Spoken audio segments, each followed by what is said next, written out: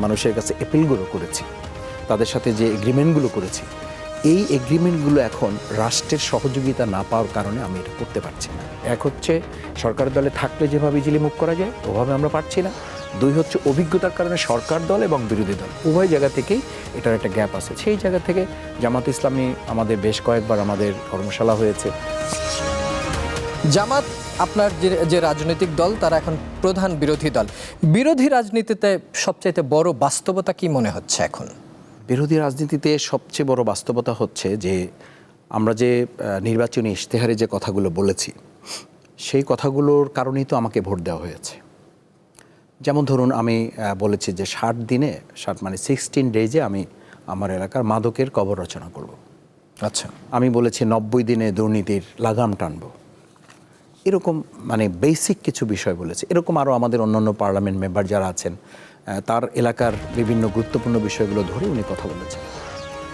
এখন রাষ্ট্র যদি এই ব্যাপারে আমাকে সহযোগিতা না করে তাহলে এরকম বেসিক বিষয়, আমি দুটো রাস্তা করে দেওয়া, দুটো ব্রিজ করে দেওয়া, দুটো স্কুল করে দেওয়া, দুটো মসজিদ, দুটো মন্দির, দুটো উজুখানা, কিছু টিউবওয়েল, এটা ইস এ রেগুলার ডেভেলপমেন্ট। এটা আমি না থাকলে আরেকজন থাকলে করবেন।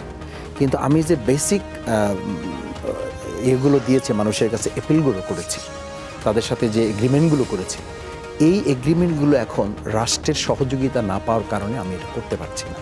এটা হচ্ছে বিরোধী দলের পার্লামেন্টের মেম্বার হিসাবে আমার জন্য সবচেয়ে বিব্রতকর এবং এটা আমার জন্য বড় চ্যালেঞ্জ।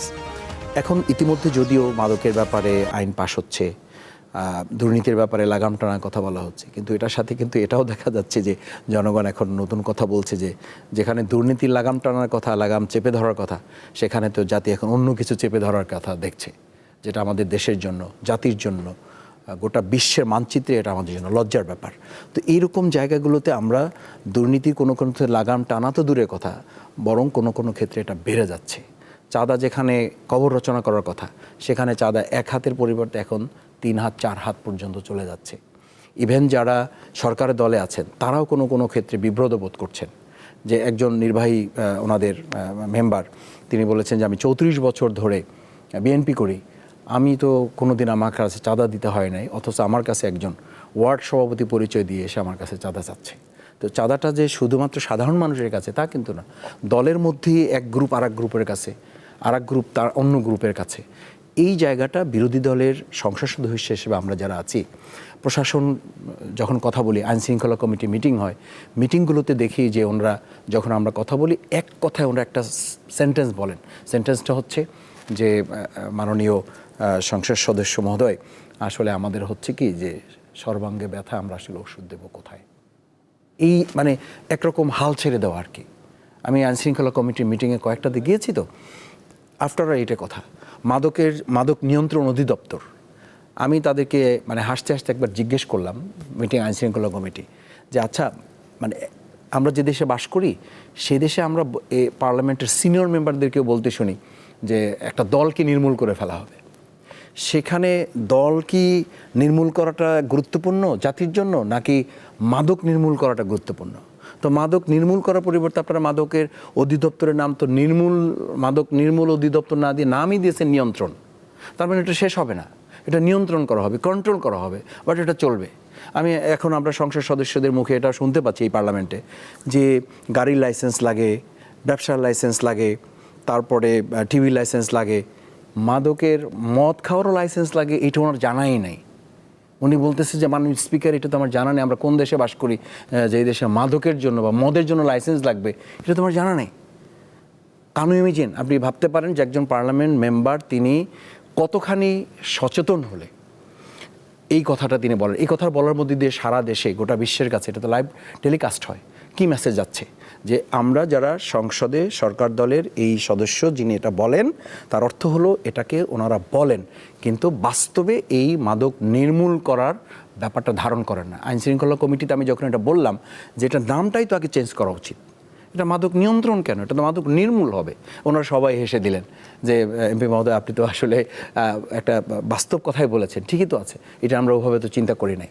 তো এই জায়গাগুলোতে বিরোধী দলের আমরা যারা সংসদ সদস্য আছি, আপনি আরও খেয়াল করেছেন যে আমরা এটা নিয়ে ইতিমধ্যে সংসদে আমাদের ভয়েস রেজ করেছি যে ওনাদের যেখানে দেওয়া হচ্ছে 90 কোটি টাকা, সেখানে আমাদেরকে দেওয়া হচ্ছে 90 লাখ টাকা, সেখানে আমাদের দেওয়া হচ্ছে 30 লাখ টাকা। যেখানে আমাদের ঈদের সময় পার্লামেন্ট মেম্বারদের সহযোগিতার জন্য সাধারণ মানুষের দেওয়া হচ্ছে, এটা ওনাদেরকে দেওয়া হচ্ছে 25 দিন, 1 মাস, 1.5 মাস আগে। আমরা যখন এটা নিয়ে ভয়েস রেজ করেছি তখন তড়িঘড়ি করে ঈদের 1-2 দিন আগে আমাদেরকে এটা বরাদ্দ দেওয়া হলো। তাহলে এটা বিতরণ করাটাও তো আমাদের জন্য একটু টাফ হয়ে যায়, বা আদৌ বিতরণ করাটাও তো আমাদের অনেক সময় সম্ভব হয় না। এরকম অনেকগুলো অবস্ট্রাকল। তার মধ্যে আরেকটা গুরুত্বপূর্ণ ব্যাপার হচ্ছে সরকার দলের মন্ত্রীগণ বা ওনাদের সংসদ সদস্যবৃন্দ যারা আছেন, ওনারা বিভিন্ন সময় নিয়ে কথা বলতে পারেন। আর বিরোধী দলের শুধুমাত্র বিরোধী দলীয় নেতা, বিরোধী দলীয় উপনেতা এবং আমাদের যিনি চিফ হুইপ, এই 3 জন ছাড়া বাকিদের আসলে আমাদের কথা বলতে মানে আমরা রীতিমতো হিমশিম খাচ্ছি। মানে আমরা পয়েন্ট অফ অর্ডারে দাঁড়ালে এটা পয়েন্ট অফ পরে হইছে হয় নাই, এটা একটু বিব্রত হতে হয় অনেক সময়। আর হইছে হয় নাই এটা আসলে অনেকটা আইনেও যেমন ডিপেন্ড করে, এটা ঠিক। আবার কোনো ক্ষেত্রে স্পিকার যিনি থাকেন দায়িত্বে, হয় স্পিকার থাকেন না ডেপুটি স্পিকার থাকেন, উনি যখন আবার এটার কোনো একটা ব্যাখ্যা দিয়ে ফেলেন, তখন গোটা জাতির সামনে তো ওই পার্লামেন্ট মেম্বার একটু বিব্রত হয়ে যান, ওনার বিশেষ করে ওনার একা, যে উনি এটা না বুঝুনে দাঁড়ালেন কেন। এরকম একটা শঙ্কা থেকেও একেবারে বাস্তব একটা বিষয় নিয়ে কথা বলতেও আমাদেরকে 1000 বার চিন্তা করতে হয়। তো এই যে পয়েন্ট অফ অর্ডার, তারপরে অন্যান্য ধারাগুলো আছে, রুলসগুলো আছে, প্রসিডিওরগুলো আছে, রেওয়াজগুলো আছে, এটা আমাদের, আপনারা নিশ্চয়ই জানেন যে আমাদের অনেক সরকারি দলে যেমন অনেক নতুন পার্লামেন্ট মেম্বার আসছে, আমাদের বিরোধী দলে অনেক নতুন পার্লামেন্ট মেম্বার আসছে। তো এই জায়গাগুলো আমরা যেভাবে ইজিলি মুভ করা দরকার, 2টো কারণে। এক হচ্ছে সরকার দলে থাকলে যেভাবে ইজিলি মুভ করা যায় ওভাবে আমরা পারছি না। 2 হচ্ছে অভিজ্ঞতার কারণে সরকার দল এবং বিরোধী দল উভয় জায়গা থেকেই এটার একটা গ্যাপ আছে। সেই জায়গা থেকে জামাত ইসলামী আমাদের বেশ কয়েকবার আমাদের কর্মশালা হয়েছে, আলহামদুলিল্লাহ অপেক্ষাকৃত আমার কাছে মনে হয়েছে, এবং অনেকেই মনেও করেন যে সরকার দলের তুলনায় বরং অনেক ক্ষেত্রে বিরোধী দল তারা যারা আছে তারা তাদের সংসদ সদস্যগণ যথাযথ রোলটা তারা করার চেষ্টা করতেছেন। পুরোটা এখন হয়তো কাভার হয় না, কিন্তু এটা কাভার হয়ে যায়।